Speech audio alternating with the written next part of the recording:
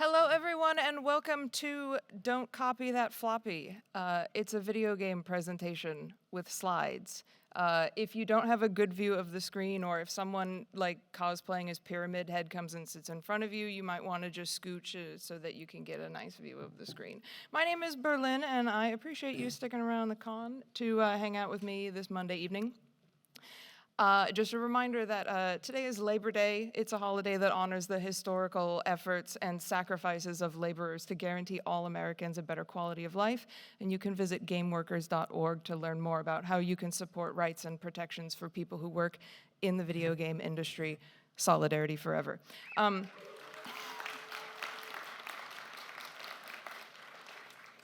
Couple things I want to let folks know before we get started. This presentation is a smidge over 45 minutes, so there will be time for Q&A at the end. I do want to hear from you, especially if you have a tale to tell that's relevant to our subject today. But if you have a question or comment, please just hold on to it until the presentation has concluded. Second thing, just so that no one thinks I've left anything out, rather than be strictly chronological, I'm going to tell you about computer piracy first and then cover console piracy in the latter half of the presentation. So you will hear about both. So let's get started. I want to first talk briefly about the world of computers from the late 1940s through the mid-1970s. This is the era of what is sometimes referred to as Big Iron, giant mainframes that inhabited universities, and then the smaller but still formidable mini-computers sold by companies like IBM. In the world of Big Iron, there was no such thing as commercial software. If you were IBM, you sold patented hardware and software to corporations as one package, complete with Byzantine licensing agreements forbidding outside distribution. And if you were one of the privileged few who had access to a university mainframe, the distribution of anything you or anyone else did was limited to that mainframe until the establishment of the ARPANET in 1969. But even then, these programs rarely made it outside of this very exclusive network. This exclusivity fostered in those university circles what we now call the hacker ethos, the belief that the best thing that everyone can do is share ideas so that these emerging technologies and systems could be improved for the benefit of all. But even if a computer programmer did not subscribe to this enlightened philosophy, the idea of copyrighting anything you did was ridiculous, if for no other reason than there existed no retail establishment at which you could sell a program that you had written. But the first sign that things were about to change dramatically came in 1974 with the debut of the Altair 8800. You might recognize this as the first hobbyist computer, the first computer designed to be used at home by ordinary folks, as opposed to those mainframes and mini computers used by universities and businesses. Now, I should say determined ordinary folks, because when you bought an Altair, you actually bought a kit. You were expected to assemble the computer yourself. And once you had, what to do next was a bit of a mystery. You could feed a program into it, and some of the lights in the front would blink, or they wouldn't.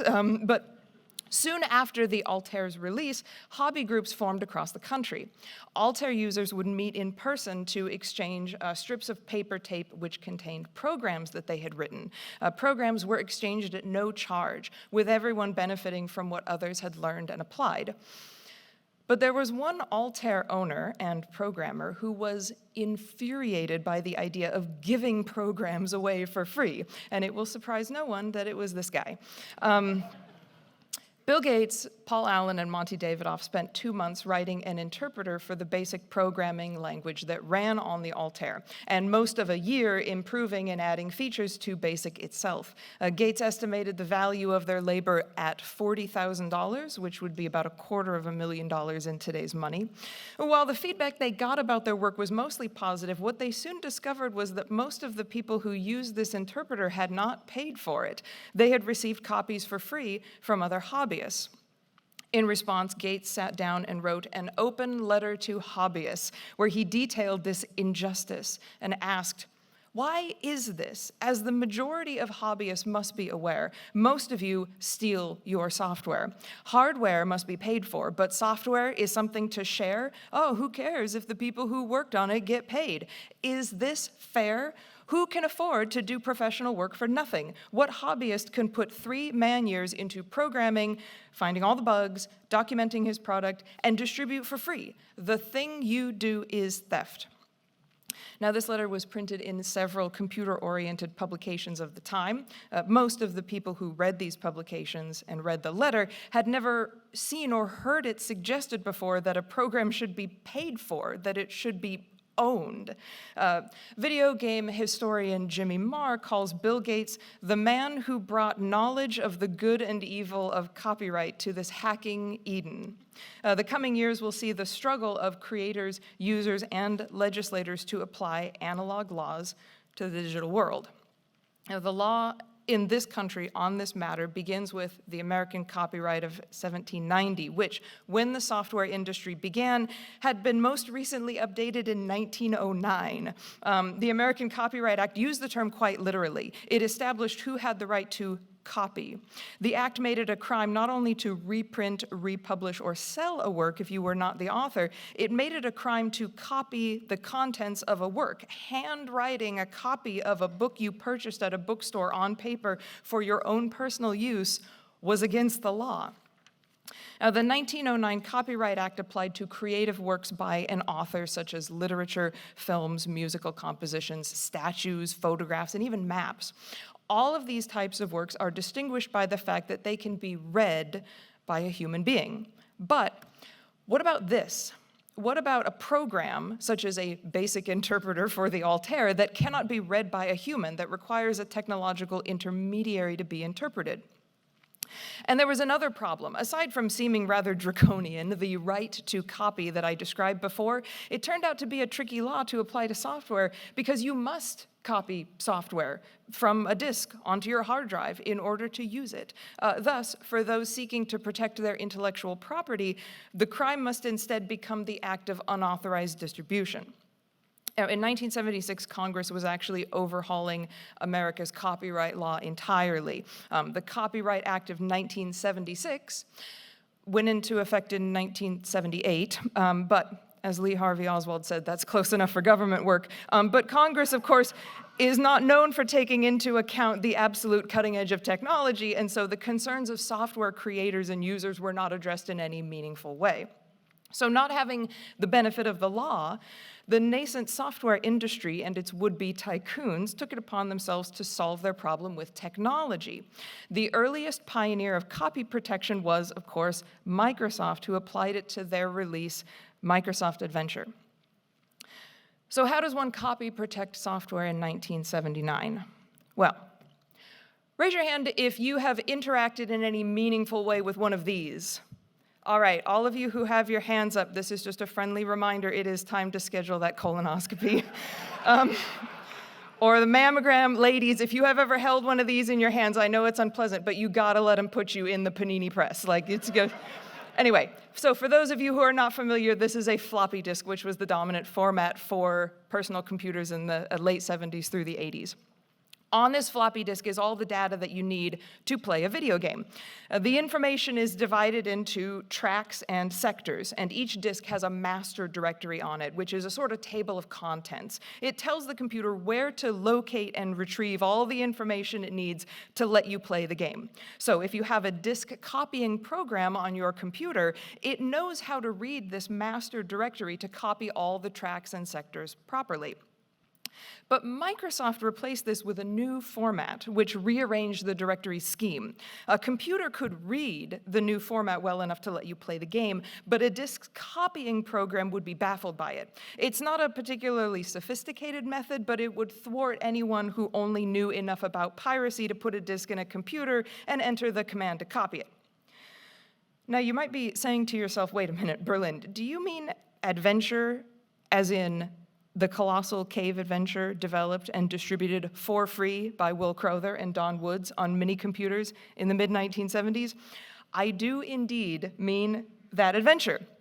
Microsoft Adventure is, in fact, the version of Adventure that most perfectly replicates the original. And so thus you might say, but Berlynn, did Bill Gates pay Crowther and Woods to use the game they wrote that he was then turning around and publishing with technology on it that would prevent you from copying it? And to that I say no, he did not pay them in any way, shape, or form for this version of the game, because of course he did not. He's Bill Gates, one of the most infamously ruthless, cold-blooded, and amoral men in all of human history. Allegedly.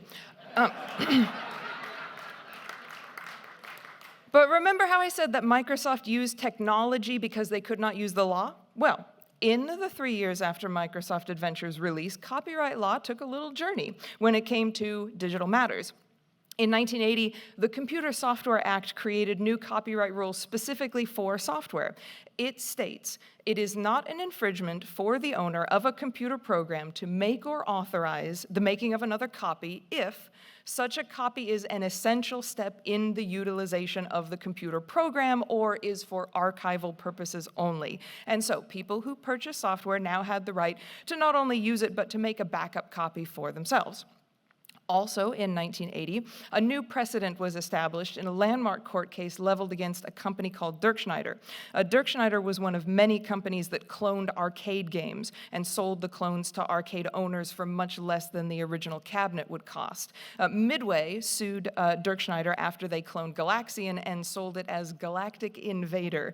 And when Midway won the case, the precedent was applied generously by companies like Atari. In 1982, Apple sued the Franklin Computer Company when Franklin attempted to clone the Apple II, not merely a piece of software, but an operating system. Franklin's defense was that binary code was not protected by the Copyright Act, and they won at first, but at last, the Third Circuit Court of Appeals ruled in favor of Apple, setting a precedent that intellectual property could be copyrighted even when it was only useful to a human when interpreted by a machine.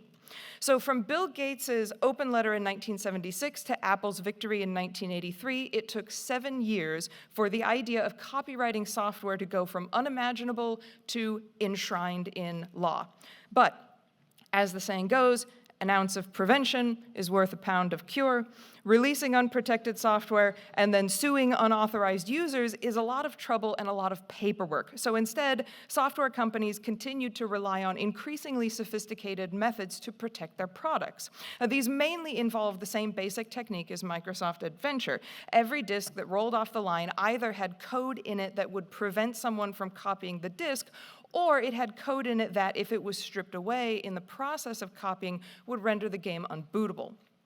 But the hacker ethos lived on. The philosophy that software should be free migrated from university campuses to suburban bedrooms as the earliest gamers established a new subculture. In fact, the very first global digital subculture, software piracy, commonly referred to at this time as cracking. So for purposes of today's discussion, a pirate is anybody who trades or uses software that has been illegally copied. But if the software has copy protection on it, the pirate has nothing without the cracker to do the work.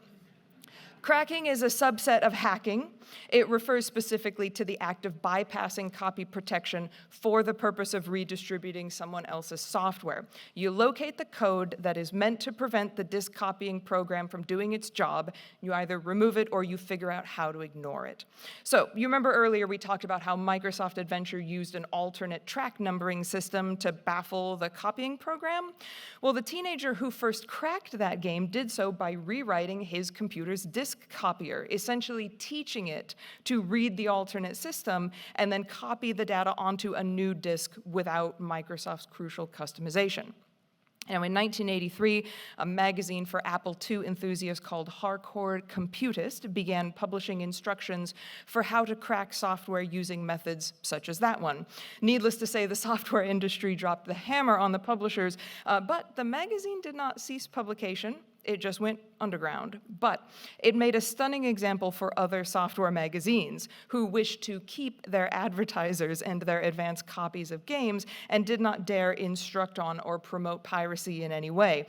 In fact, they often featured anti-piracy editorials, claiming that piracy might destroy the software industry entirely, that people who played pirated games were lowlifes, no better than shoplifters, and that pirated software was riddled with viruses and you were risking your precious, expensive home computers every time you indulged. Crackers defended themselves by making what anyone who played video games in the early 80s would agree is a reasonable argument. Most video games suck and were overpriced. Now, we might fondly remember a few of the classics of early computer gaming, but even these games retailed at the time for $40 to $60, and that's 1983 dollars. Imagine in the year 2024 paying $150 and receiving this.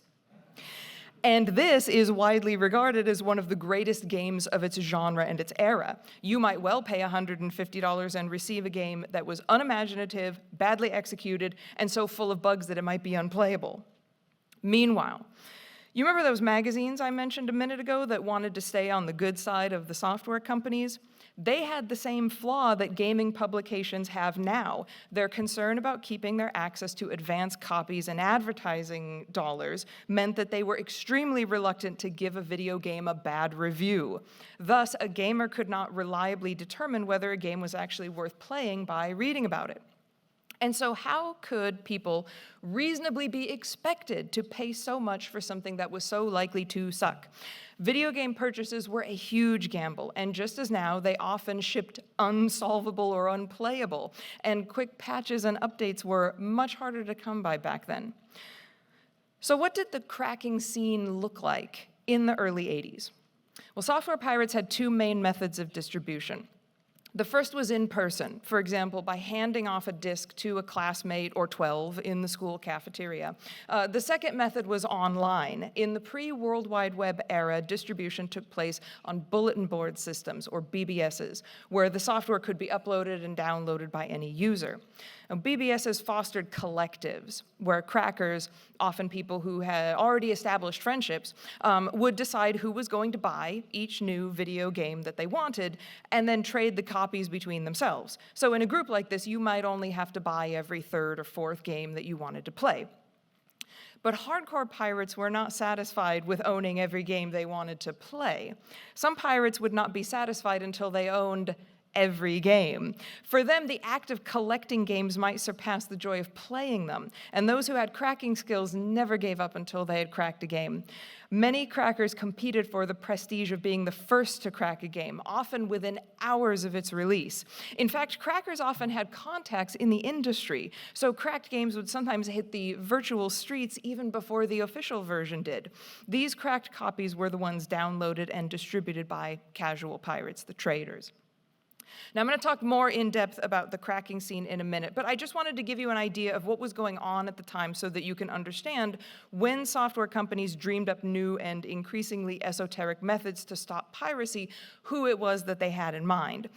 The most fundamental copy protection was applied to the disc or tape itself, and these measures were enough to prevent the more casual pirates from copying games.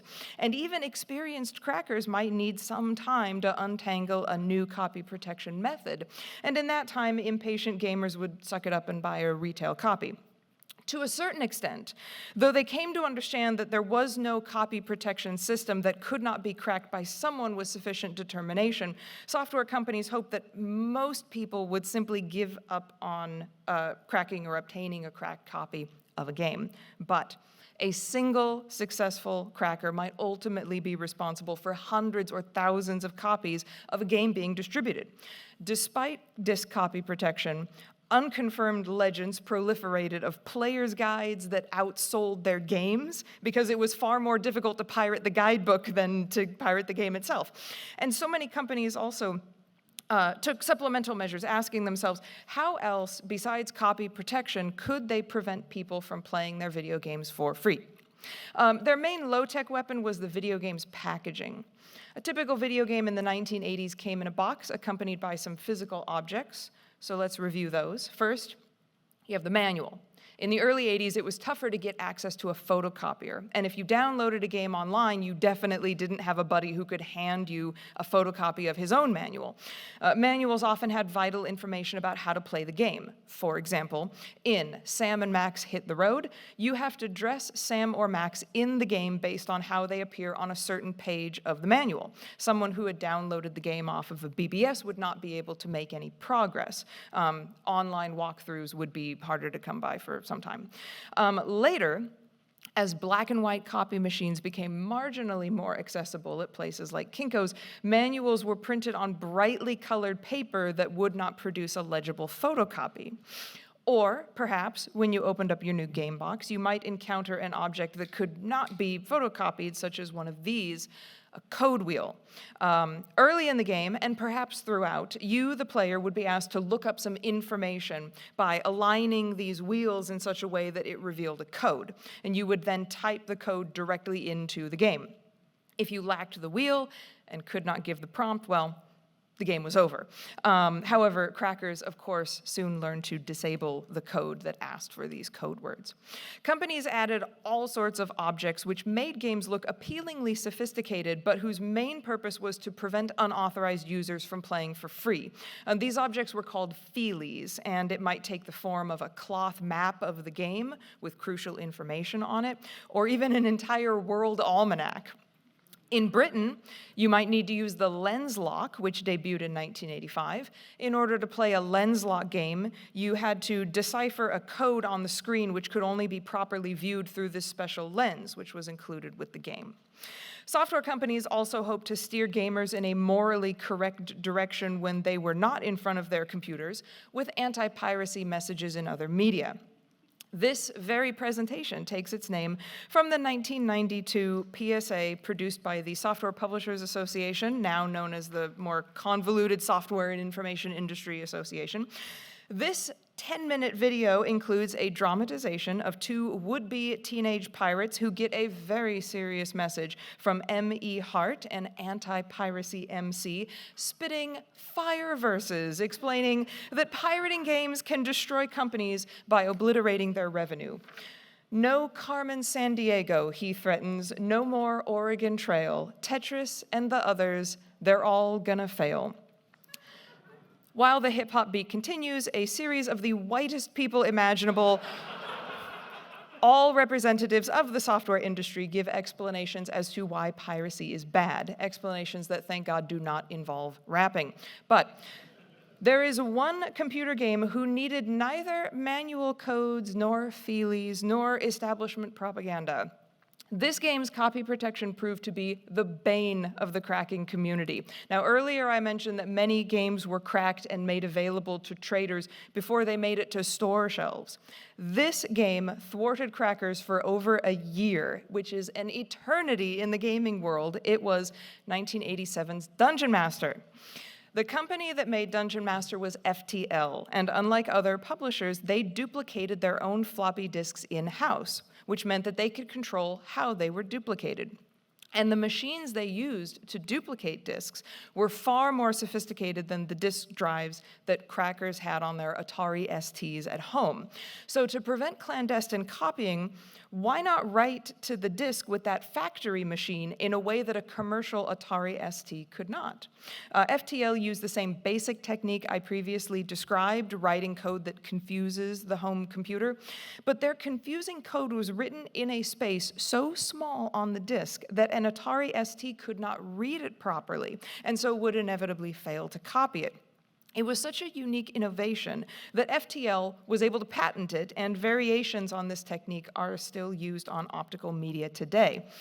Dungeon Master's code was also littered with protection checks, stashed in unlikely places, so that the game was pretty much continuously checking to make sure that the copy you were playing was legit.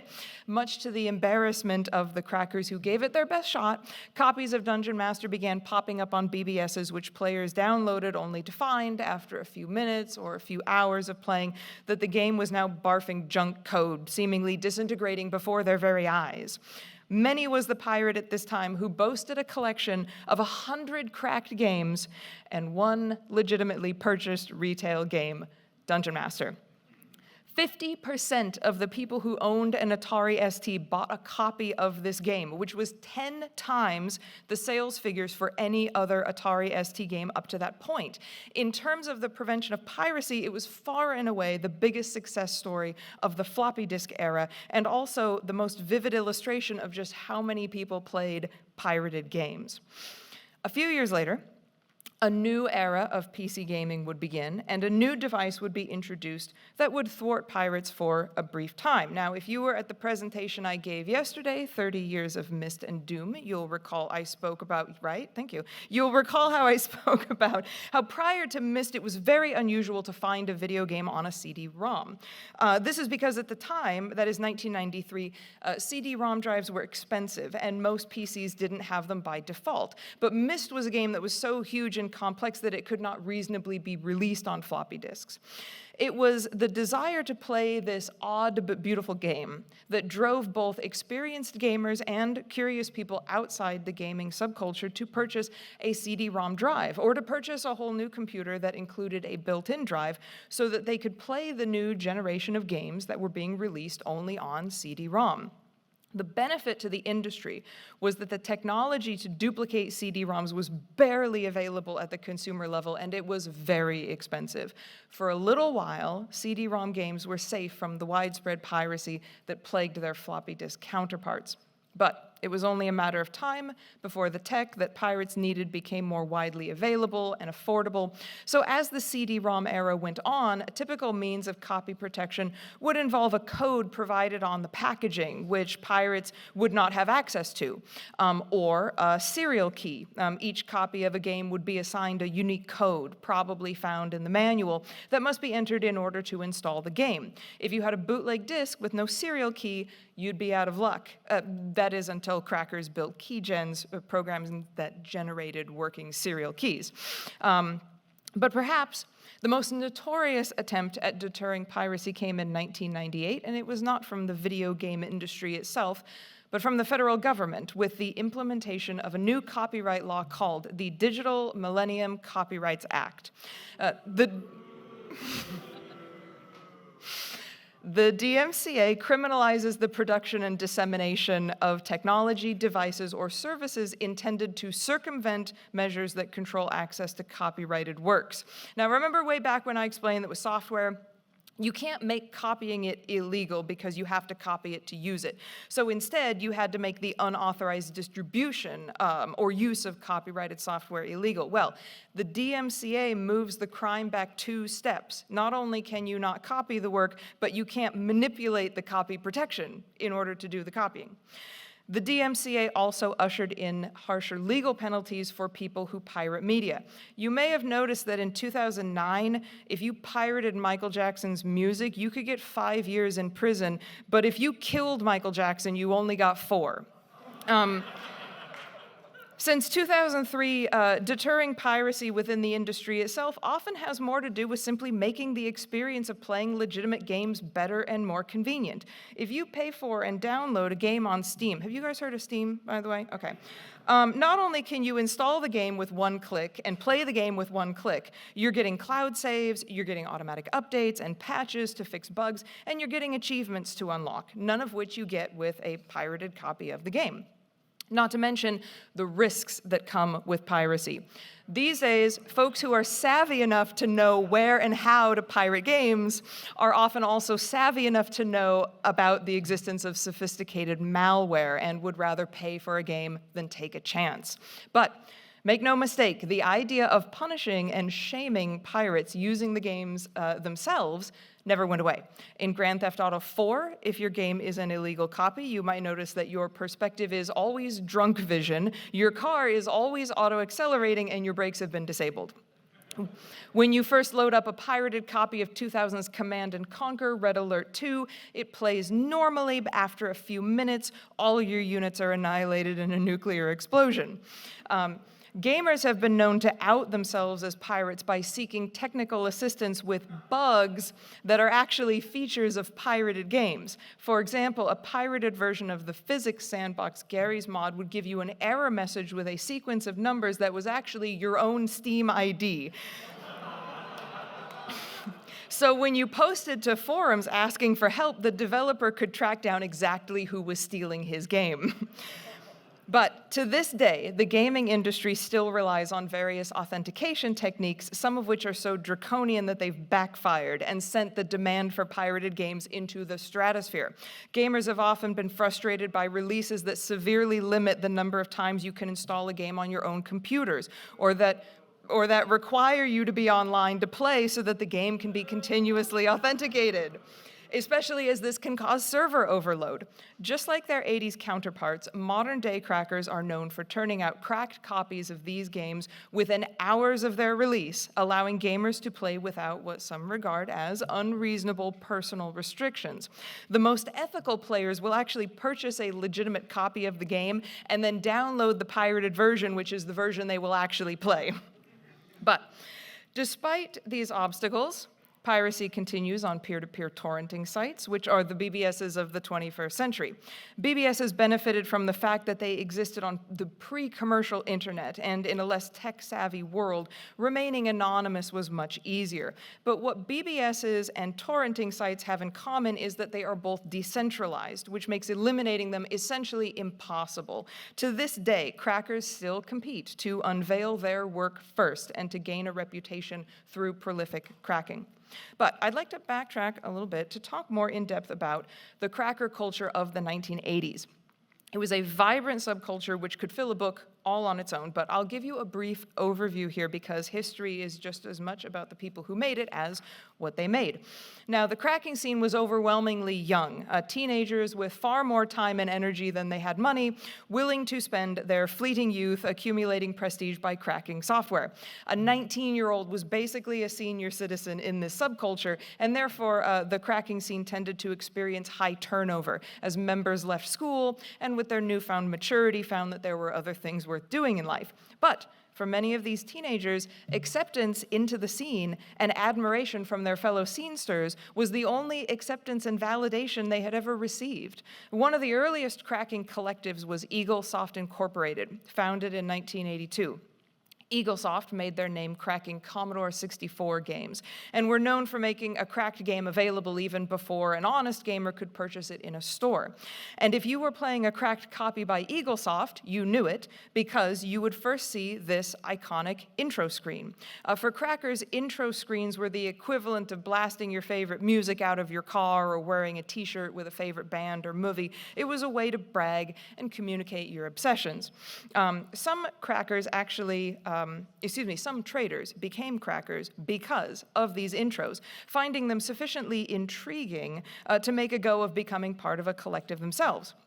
Aspiring crackers would often be given a game with tricky copy protection to crack. If they could crack it, they passed the test and became part of the collective. Now, cracking went hand in hand with phone phreaking, the practice of hacking the telephone system itself. Now, this is mainly to do with the fact that in those days, all internet was dial-up, and it was expensive. Some online services cost $15 an hour to use, which is about $45 an hour in today's money. And if you were dialing outside your area code, the long-distance charges became astronomical. So it was in the interest of internet users to manipulate the phone system in order to bypass these charges. Now, I could give an entire presentation just on phone phreaking, and perhaps someday I will, but suffice it to say that access to the codes that allowed crackers to fool the phone company was absolutely vital to video game piracy, and the phone company was more enthusiastic than software companies were to prosecute teenagers, and so a software pirate was far more likely to be hauled into criminal court for phone crimes. Now, in the BBS days, when accessing the internet, uploading and downloading were all difficult and expensive, and there was no room for freeloaders in the elite circles. Anyone who downloaded also needed to be uploading. The sooner you uploaded a game and the more games you uploaded, the more prestige you earned. By the time 2 weeks had passed since a game's official release, the game would have trickled down to the traders who couldn't themselves do any cracking, but who would distribute floppies to their friends or customers who didn't have modems. Now, between the dominance of nerdy teenage boys as the main demographic and the anonymity of the BBSs, the scene was ripe for clashes between rival collectives, usually involving the same kinds of internet harassment we see today: identity theft, hacking rivals' phones, and creating vulgar art depicting rivals in humiliating scenarios. And when collectives of high prestige feuded, they made it everybody's problem because everybody was expected to take a side. As the years went by, Many of the crackers who designed those flashy intros decided that making the intros was more fun than cracking the games. And cracking evolved into the demo scene, where visual artists and digital music composers flexed new kinds of talents for prestige. Now, that's a presentation for another time, but suffice it to say that by the early 90s, new methods of both copy protection and piracy had evolved, and the distribution of software via the BBS waned. Gamers playing pirated software during these sunset years might see a new kind of message in a crack intro, one that said something like, "Oh, if you like this game, consider buying it." It was an indication that some crackers had used their talents to get themselves hired into the software industry, and we're seeing pirated software from both sides now.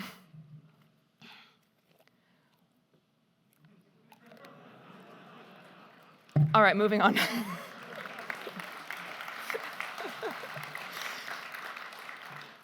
Now, I promised you I wouldn't neglect the history of console piracy, so let me now show you a symbol that you might be familiar with. The origin of the Nintendo seal of quality is a story about the third generation of console gaming learning from the mistakes of the second. In the heyday of the Atari 2600, the market was flooded with games of dubious quality. This is because Atari did not take any steps to protect what kind of games could be played in their console. Anyone who could figure out how to make a cartridge that could play on an Atari could release their own games. Right alongside the ones made in-house by Atari or by their licensed publisher, Sears. Walk into any retail store that sells Atari games, and you might take home a quality title from Activision, or a poorly executed movie tie-in from 20th Century Fox, or some piece of garbage that a fly-by-night garage operation looking to make a quick buck off a confused parent or grandparent before this whole video game fad ran out of steam. And when it comes to the great video game crash of 1983, there's one game in particular that we like to point a long, glowing finger at. But the fact is, Atari largely crashed and burned because they had no quality control scheme. Another company that was suffering from the lack of quality control with third-party developers in Japan was Nintendo. In order to avoid Atari's fate, in 1985, when Nintendo launched their Famicom console in the US, that is, the Nintendo Entertainment System, they wanted to make a guarantee to their customers that when they bought a game, Nintendo had officially licensed and improved it. They did it by inserting into every cartridge a proprietary lockout chip called the 10NES. When you inserted a cartridge into the NES, the console would look for this chip, and if it couldn't read it, the game wouldn't play. Now, does that mean that every game with the Nintendo seal of quality was good? God, no. The seal referred to the quality of the hardware, not the software, but it meant that no one could commercially release cartridges for the NES that were pornographic or otherwise deceptive or exploitative, because no one outside of Nintendo had access to the 10NES chip. Now, what's interesting here is that this was an ecosystem designed to thwart would-be third-party developers more than the type of pirates that we've been discussing so far, the kids cracking games in their bedrooms. But just as with the crackers, it's only a matter of time until someone finds a way around any defense system created. Tengen famously got access to the 10NES chip by claiming that they needed to see its specs as evidence in a legal case, and then, of course, they duplicated it. Other companies simply programmed their games to bypass the chip entirely. Now, Nintendo's response to this was to threaten any retailers, such as Toys R Us, who dared place unauthorized games on its shelves. If you sold an unauthorized game, Nintendo would pull all of its authorized ones. Now, a software company called Wisdom Tree got around this by making games designed for a particular type of retailer that wouldn't be selling any other Nintendo games anyway, Christian bookstores. Now, Nintendo went on to employ variations of the lockout chip method with their other systems, such as the Game Boy, where a specific element must be read on the ROM in order for the system to authenticate it. But with each new console that entered the market, a new crop of players emerged who were determined to play illicit games on their consoles, whether it was bootleg compilations, such as the R4 card, which contained every Nintendo DS game, or a kid who just wanted a cartridge that was a little cheaper or a little more offbeat than the titles Nintendo was willing to publish. Often, players would mod the actual consoles, disabling the built-in devices designed to restrict play to the company's legitimate avenues.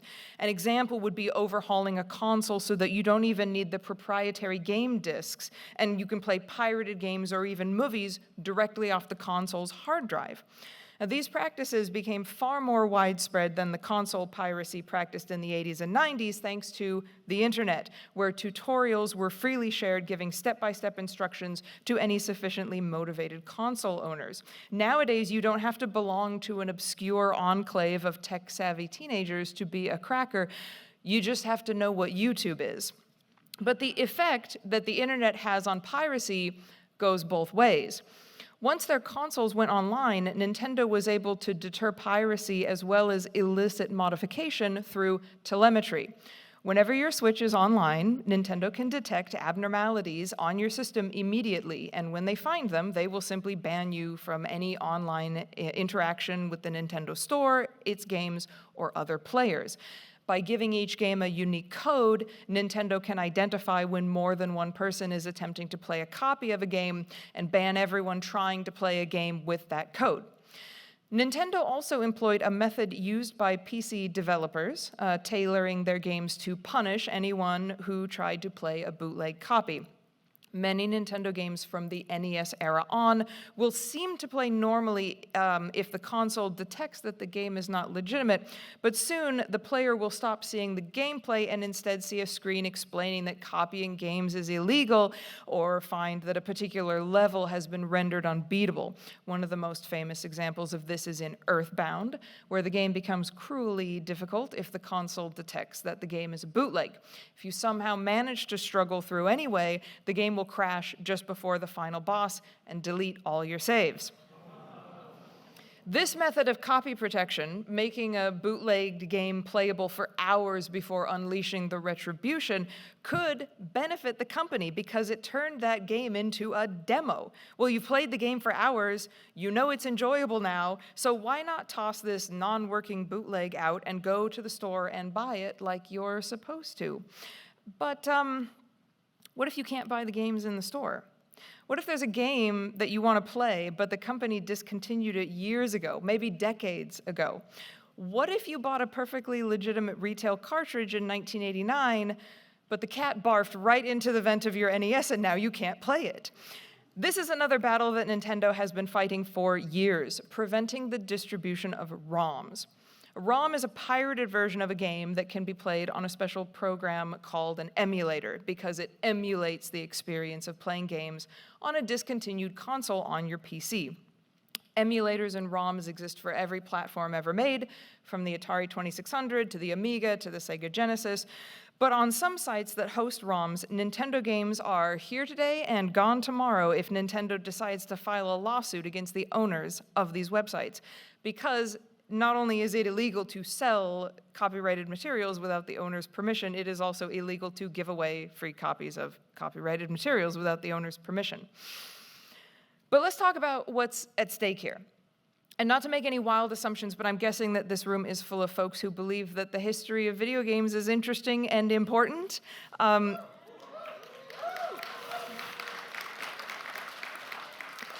But because of their digital nature and the limited lifespans of the platforms that they reside on, video games are uniquely fragile artifacts. Now, Nintendo's interest in stomping out ROM sites has to do with the recent market for retro gaming. People want to play classic Nintendo games again, or they want to play them for the first time. This was long evident from the popularity of the ROM sites. Now, Nintendo has re-released a few dozen classic titles, and it offers even more titles through its Switch subscription service. But these games are the thinnest slice of video game history. Perhaps 1/10 of all NES titles can be purchased from Nintendo today. What about the 3,800 games released for the Amiga, the 5,600 games released for the Commodore 64? I did not come here to advocate for piracy, but I do believe that every creative work is worth preserving.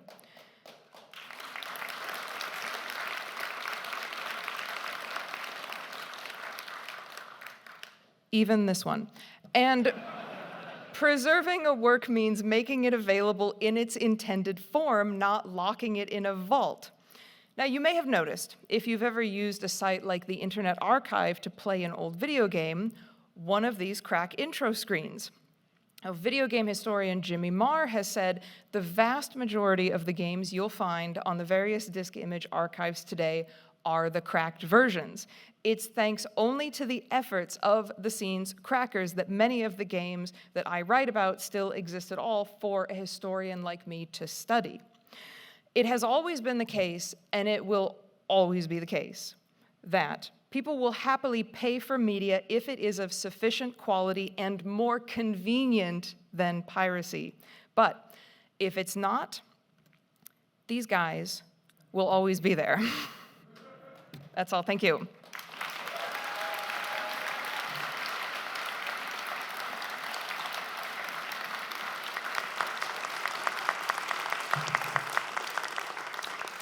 Folks, if you've enjoyed this presentation and you happen to be asked by the PAX team for feedback, please do mention that you had a good time here.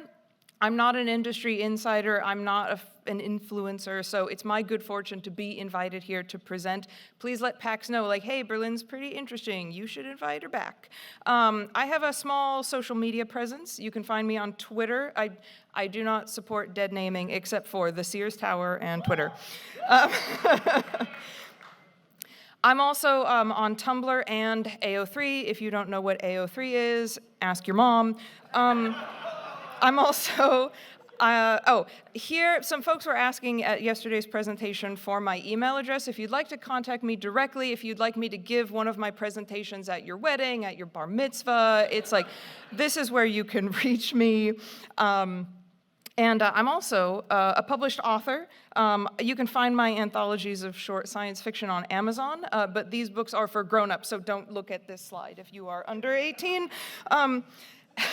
I will be appearing at Geek Girl Con this November, where you will be able to see my next presentation. It's called High Tech, Low Life, The First 500 Years of Cyberpunk. If that title sounds intriguing, then I hope to see you there. Also, August 2025, in this building, Seattle is hosting the World Science Fiction Convention, Worldcon, for the first time since 1963. I'm very excited, and I don't know what I will be doing there, but I will be contributing some sort of content, so I hope to see you there as well. So that's all I have to say. What do you folks want to talk about? If you were a cracker or a pirate and the statute of limitations is run out, perhaps you can share an anecdote, but there's a mic there and there's a mic there. I'm going to try to head back and forth if anybody wants to. Okay, we got a couple folks coming up. Take a drink of water. Hi there. Hello. I'm a bit younger than a good majority of people who got into cracking and pirating from, the 80s and the 90s and such, but I grew up quite financially struggled for most of my life as a first-generation American, and without ROM sites and emulations, I wouldn't be the avid fan of retro gaming, emulation, and hardware collecting, and all the other forms of preservation that we have developed throughout these years. And I just want to say that I appreciate your work for sharing the knowledge that I've learned throughout my very, very interested tenure of history of video games and software as a whole to all these people. And remember, kids, pirate games from bad developers, don't pirate indie games. And screw Nintendo. The views expressed by the people in the Q&A do not necessarily, but maybe they do. Okay, hi there. Hey, so considering the current state of the cracking scene right now, where many old groups have gone dormant, and there's basically one person interested in cracking de novo, which is a very hard to crack piece of software, what do you think the future of the PC gaming scene is going to look like?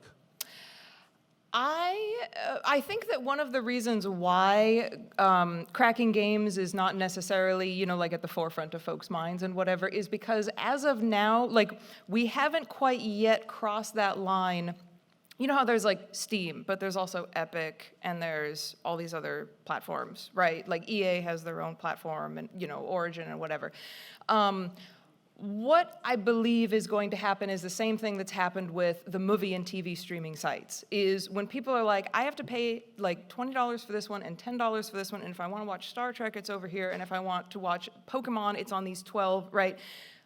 Screw that, I'm going back to piracy. You know what I mean? People who were perfectly willing to do it when it was convenient will go back to piracy when it becomes inconvenient or unreasonably expensive. And so there's going to be a point where we tip over and folks are going to say it is too inconvenient and expensive to, right, like use all these various gaming sites, particularly as the piracy protection, you know, as I was talking earlier, it like when people find it too restrictive.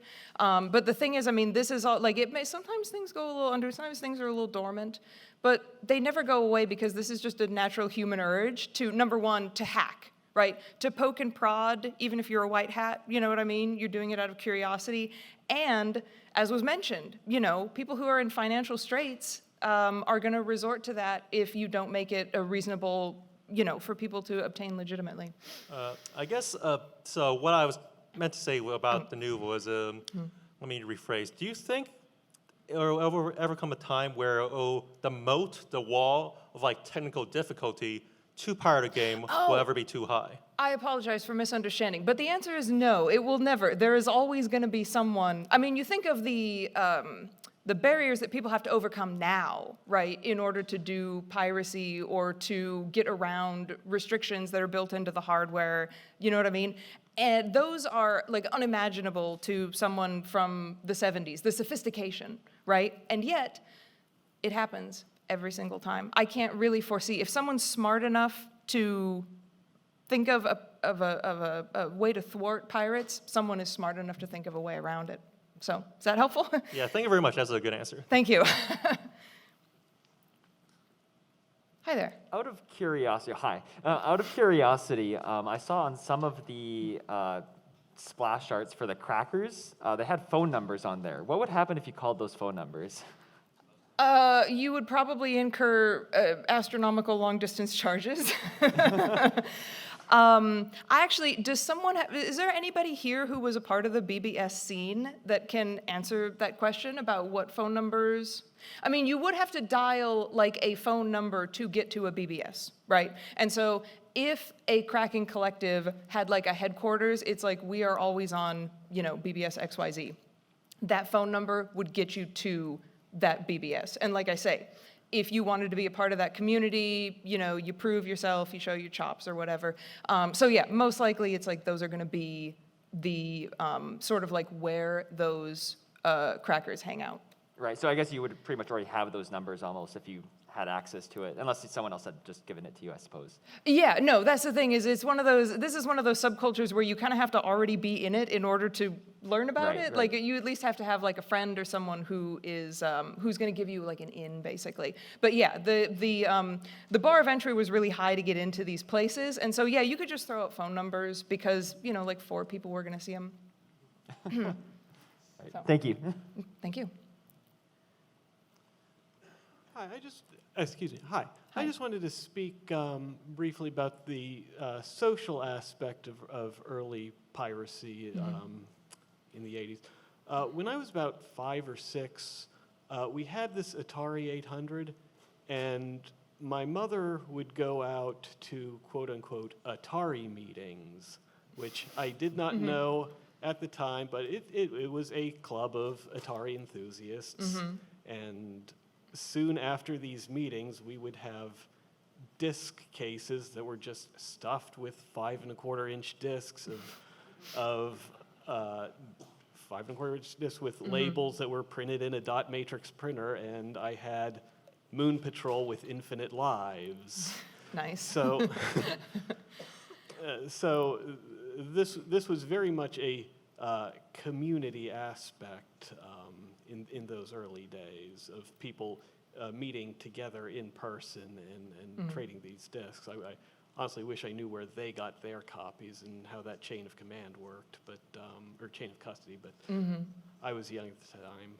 But yeah, no, you're absolutely right, and that is something that I did neglect slightly. I mentioned, you know, that it's like the kids in cafeterias and whatever would be trading floppy disks, but I mean, yeah, it wasn't just, you know, as now, like grown-ups played video games, and grown-ups, I mean, you know, of course, because this technology was so expensive, like you had to have an adult income to afford one of these computers. And so, yeah, I mean, just like with, you know, fandom or whatever, it's always the older folks who are actually like handling things. And so, yeah, to have a situation where people are meeting in person, particularly if you lived in a large nerdy city, right? Folks in the Midwest or whatever, maybe not so lucky, they're on the BBSs. But yeah, it was absolutely a place where like real life friendships were made. Yeah, we actually did this. We actually did this in South Mississippi. Oh, And- wow, okay, all right. And my mother even bought 2 external disk drives for the 800, which were actually very expensive, probably more expensive than buying the games individually. No, I know the feeling. My parents in like 1980 bought 2 VCRs so that they could like pirate all the videos that they rented from the video store, which, I mean, how many hundreds of movies would you have to pirate before like you were actually saving money? So yeah, I'm also picturing like you know, just like you know, a woman in Mississippi receiving a copy of Dungeon Master that has actually not been completely cracked, and it like falls apart, and she just goes, "Well, bless your heart," to the person who cracked it. Thank you. Thank you. Thanks again for another great presentation. I'm wondering how the Doom developers thought about piracy when they were putting the game out. I know they put it on the university servers and Yeah, so this was something that we discussed at the Myst and Doom presentation, that Doom, you know, didn't have the protection from piracy that Myst had, because Myst was a CD-ROM game and Doom was distributed on floppies. And the thing about Doom and its predecessor, Wolfenstein 3D, and many, many other games, is that these were shareware. So that means that you would get a little bit of the game for free, and if you wanted to, you could write a check and mail it to the developer, and then they would send you the full version of the game. And so the attitude about piracy, where people are like, well, instead of sending id a check for $15 or whatever it was to get the full version of the game, I'm just going to download it from a BBS. And of course, the Doom demographic overlaps heavily with the type of people who were, you know, pirating games. I would imagine, number one, none of those guys are ever going to have to worry about where their next meal is coming from. But even when they were developing this game, it's probably somewhere between like necessary evil or even maybe something to be embraced, because it's like, this is our culture. This is, you know, pirating is actually going to put this game in front of more people's eyeballs, right? And also may encourage these folks to support us in the future. You know, I mean, I'm sure plenty of people started out playing Doom for free, and then to this day, they are now playing 2016 Doom and whatever, and they are paying for it on Steam. And so, yeah, it's like, it's not fun necessarily to know that people are just playing your stuff for free when you're trying to do it as a business. But if you grew up in video game culture, you're immersed in video game culture, then you kind of have to understand and, you know, at the very most, like, figure out ways to get around it. But they didn't, because they were like, here's a free copy of Doom, here's a free copy of Doom themselves. So that's all I got. Thank you. Hello. First, thank you for the presentation. That was very Thank you. fascinating, and I learned a lot of stuff that I didn't know before, so thank you for that. I appreciate it. First, something I found interesting about your presentation. Early on, you mentioned that the companies, they made ads saying that like the pirated software would have viruses and malware to discourage people from pirating. But then later on, you said that with like modern pirated software, there is a risk of it actually being malware.